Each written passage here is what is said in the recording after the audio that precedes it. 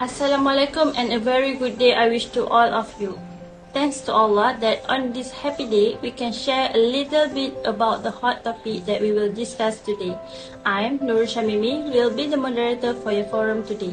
Before we go any further, let's get to know our panelists. The first panel is Miss Ain Nurshahada, Vice President of FISA Club. Next, I introduce our second panel, Miss Anis Hanani, a representative from the Ministry of Finance. We also invited a lecturer representative from the Faculty Account, Miss Natasha Hanim, and then Miss Faiqah from the EPF representative. The topic that will be discussed in this forum is financial fragility is the factor of 1997 financial crisis. I am very sure every panel must be looking forward to commenting on this topic. So, without further, let's hear the introduction of Miss Ain Nurshahada on this topic. Thank you, Ms. Moderator. First and foremost, I would like to thank to the organizer for inviting me to share details on our forum today. So we proceed to introduction. In 1998, Latin America and East Europe were affected by the ripple effect of a financial crisis that originated in Thailand and spread throughout East Asia. On July 2, 1997, Thailand devalued its currency against the US dollar. Malaysia, Philippines and Indonesia all permitted their currency to depreciate significantly in response to market pressure, with Indonesia progressively descending into a complete financial and political crisis. Other than that, capital inflow decreased or reserve or reverse significantly, slowing growth in East Asia. Pressures on bank, a sharp drop in investment rate, and the advent of severe recession in certain Asian nations had a far-reaching effect on their trade partners throughout the world. Lastly, policy favorable to business and prudent fiscal and monetary management result in high rate of savings and investment, which supported GDP growth rate that exceeds 5% and frequently approached to 10%. We could listen earlier that Ms. Ain explained the introduction to the financial crisis. In the introduction explained by Ms. Ain a moment ago, she mentioned about the 1997 financial crisis. So, let's listen to the rest of the explanation from Ms. Anis. Thank you, Ms. Moderator. So, the history of the Asian financial crisis of 1987 was a significant economic event that affected many countries in the region, including Malaysia. It all started in the Thailand in July 1997 when the Thai baht was devalued and the stock market crashed. The crisis quickly spread to the neighbor countries such as Malaysia, Indonesia, Korea and Philippines. A number of factors contributed to the crisis, including high level of debt, poor banking practice and currency depreciation. Many Asian countries had experienced rapid economic growth in the year preceding the crisis, fueled by foreign investment and easy access to the credit. The crisis was especially worse in Malaysia. The currency of Malaysia, which is ringgit Malaysia, was devalued and the stock market lost more than half of its value. As a result, the government imposed capital control, initially the flow of money into and out of the country.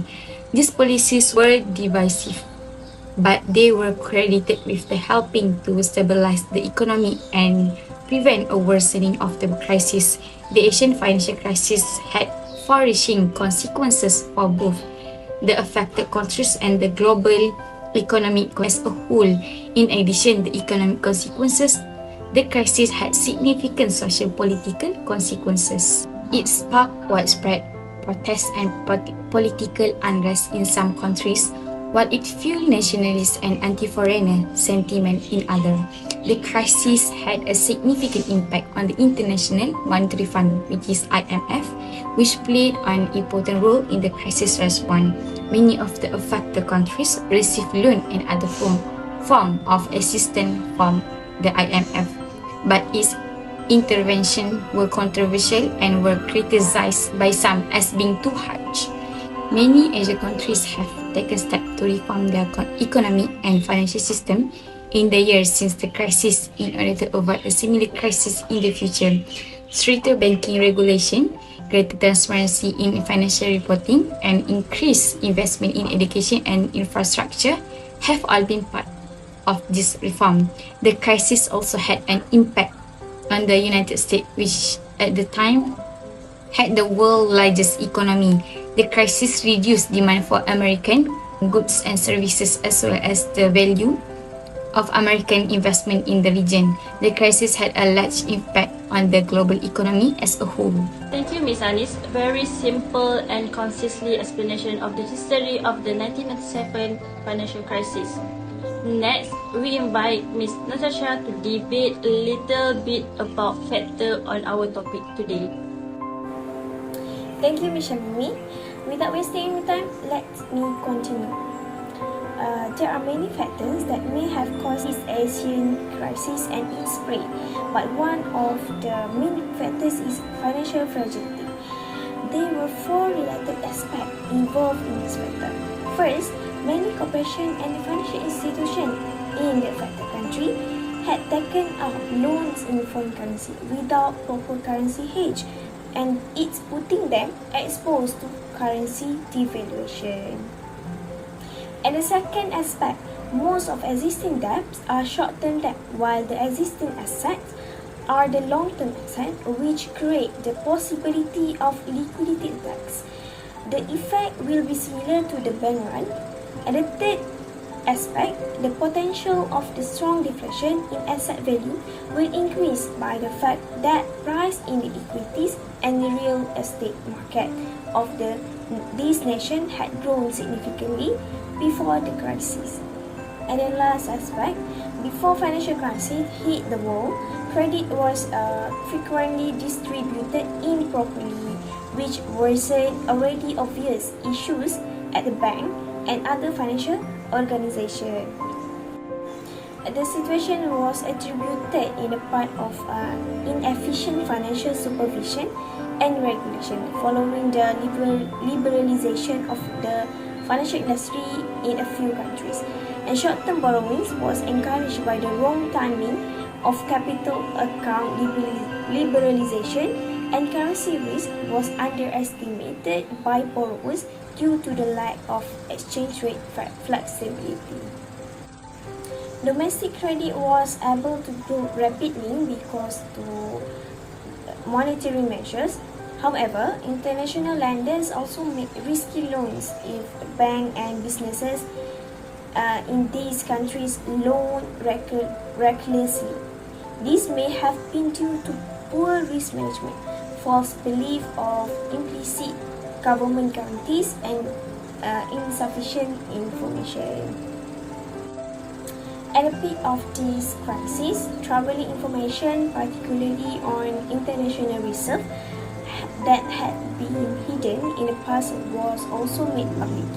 Furthermore, in Indonesia, the much-needed closures of insolvent banks came with scant and underwhelming deposit guarantees.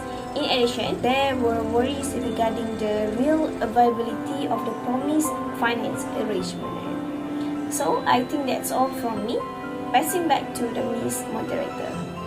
Thank you, Ms. Natasha. So, what we can conclude from what Ms. Natasha said just now, which Ms. Natasha has emphasized, financial fragility have been the main factor in the financial crisis of 1997. What about the impact of this factor, Ms. Ain? Can you explain a little bit about it? Yeah, sure, Mr. Moderator. Now I will pass it with the impact. First impact is a new regulation weaken bamboo overseas Chinese communities. Decision made by China to establish a new investment business in order to better manage its enormous saving has given rise to a great deal of conjecture on the areas in which Beijing may really choose to invest its money. Next, economic slowdown. Many sectors reduced growth in 1997 until 1998. In 1998, manufacturing fell 0.5% from 4.5% the year before. Construction industry growth dropped from 50% in 1997 to 3.97%, while the business and finance sector growth by 3.1% in 1998.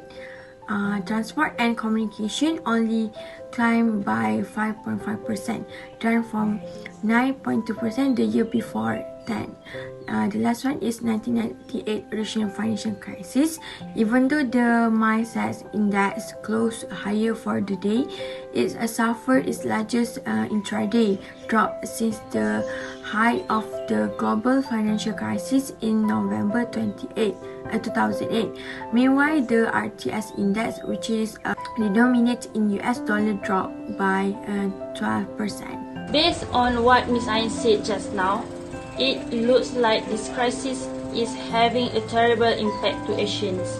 Ms. Faiqah, can you describe the action being taken by countries impacted by considering all of this impact? Okay, thank you, Ms. Moderator. To answer that question, first I will suggest to implement tight monetary policy because it will help in changing exchange rate pressure and avoid inflation spiral. For example, the following pattern was observed in Korea and Thailand. So their interest rate will rise to high level for a short period of time. So following a period of negative real interest rate, currency depreciation and rising inflation at the beginning of fund-supported program.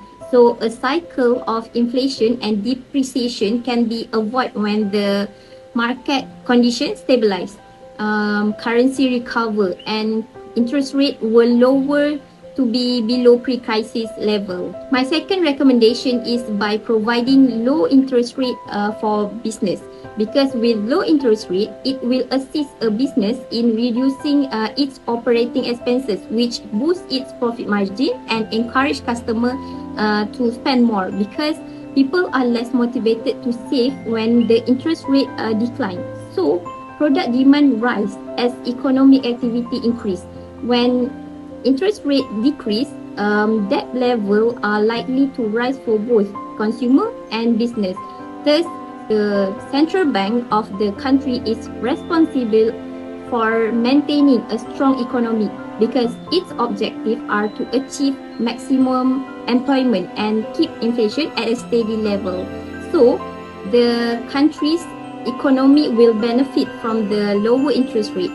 Next, I will suggest to the closure of insolvent financial institutions to stem further losses. Usually, government help a recapitalization of potentially viable financial institutions. So weak financial institution will under central bank supervision. Hence, a strengthening of financial supervision and regulation with the goal of restoring a health of financial institution. Okay. Moreover, rising supervision and regulation to the international standard to prevent a recurrence of the fragilities that had caused the crisis.